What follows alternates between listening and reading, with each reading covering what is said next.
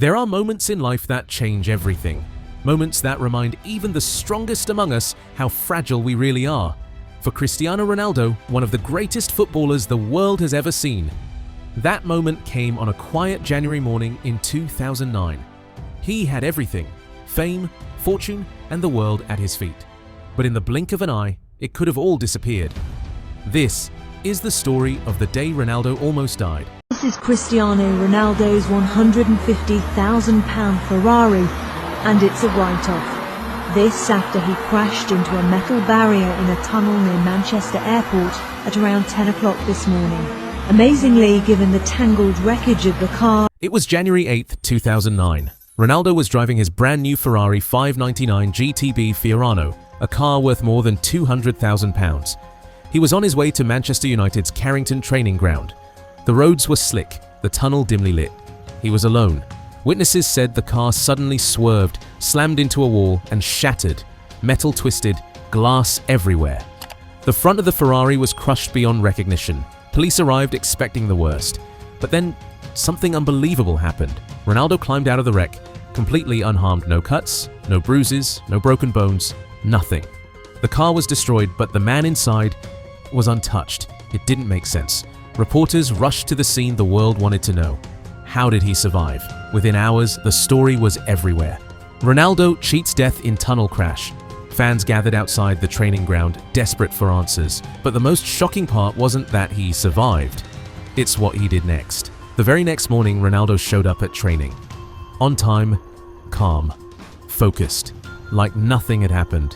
When reporters asked how he felt, he just smiled and said, "I'm fine."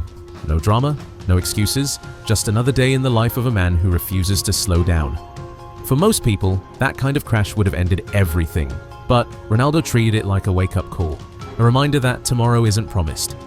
Those close to him said he didn't talk much about the crash, but one teammate admitted Ronaldo barely slept that night.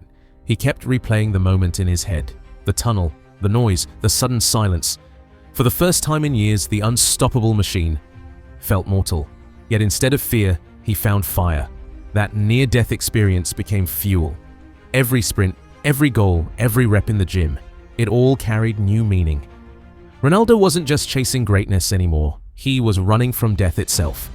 From that day forward, something changed. Ronaldo became obsessed with perfection. His diet, his recovery, his sleep. He cut out distractions, isolated himself from noise, because he'd learned something that day. Fame, money, cars, they mean nothing if you don't have your life. And so, he trained like a man who'd been given a second chance. What looked like arrogance to outsiders was really fear turned into purpose. That's why he's still playing at the highest level when most have retired. But here's the thing, that wasn't the first time Ronaldo almost lost everything. Long before the Ferraris and Ballon d'Ors, there was a skinny 15-year-old boy at Sporting Lisbon. A boy who loved football more than anything in the world. One afternoon during training, he collapsed on the pitch. Doctors ran tests and found something terrifying: an irregular heartbeat. If he didn't get surgery, he might never play again. Worse, it could kill him. At 15 years old, Cristiano Ronaldo faced the possibility of death. And the end of his dream, he underwent heart surgery, a delicate procedure to fix the problem. And within days of leaving the hospital, he was back on the field. Not months, not weeks, days. His mother begged him to rest, but Ronaldo couldn't, because football wasn't just a game to him. It was his heartbeat. That surgery, that risk, that comeback, it shaped the man he became. A man who doesn't know how to stop. Twice in his life, Ronaldo faced death. Once as a teenager with a failing heart, once as a superstar in a crumpled Ferrari. Twice, he walked away. Twice, he came back stronger. Some call it luck, others call it destiny. Maybe it's something deeper, a fire that refuses to go out. Every time he steps onto the pitch, he carries those moments with him. The crash, the fear, the second chances. You can see it in how he trains, how he celebrates, how he refuses to slow down at 39. Because for Ronaldo, football isn't just about trophies. It's about life itself. The roar of the crowd, the strike of the ball, the beating of his heart, they're all reminders that he's still here. He's not just the GOAT, he's a survivor. He cheated death twice. And maybe that's why he plays like he's living on borrowed time. Because when you've stared death in the face, every goal feels like a miracle.